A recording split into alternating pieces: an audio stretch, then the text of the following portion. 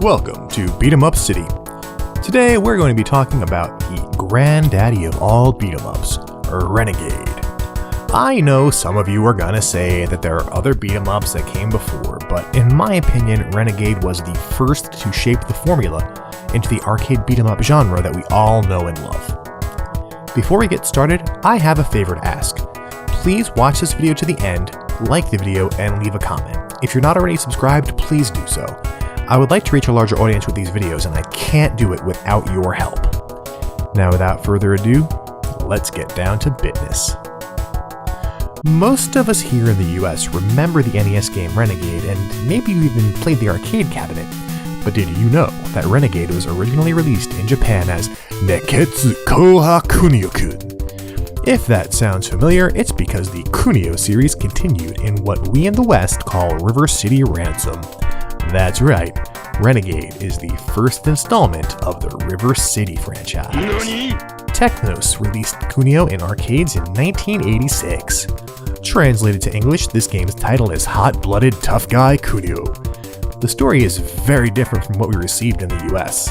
The protagonist, Kunio, a high school student, is running around the city defending his friend Hiroshi, who seems to be constantly getting beaten up by every gang imaginable.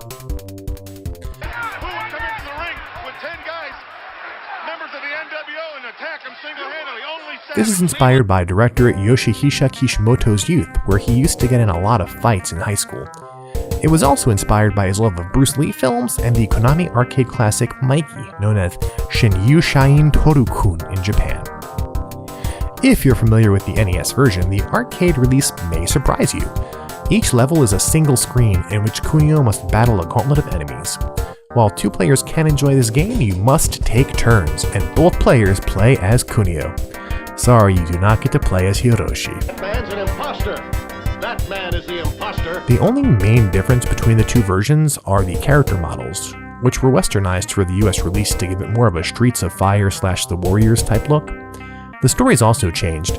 Instead of getting revenge for Hiroshi's many beatings, the protagonist is rescuing his girlfriend, though there aren't any story sequences or cutscenes to actually tell that story.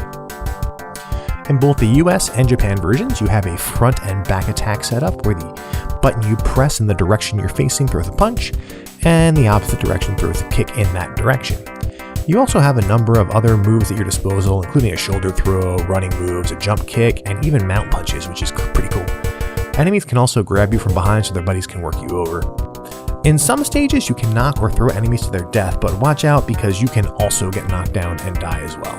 You can't do that. Unlike many arcade games, if you lose a life, you have to start the level all over, which really forces the player to rethink his strategy. There are also no continues either, no matter how many coins you pump into the machine. Once you make your way through all 4 levels and defeat the boss, the only guy who bothered to bring a gun with him to all the gang fights, the game starts over with the difficulty increased in classic arcade fashion. The game is very hard. You can change the difficulty by using dip switches, but it doesn't make that much of a difference. If that's not enough, there's even a time limit. You know, in case you don't die fast enough.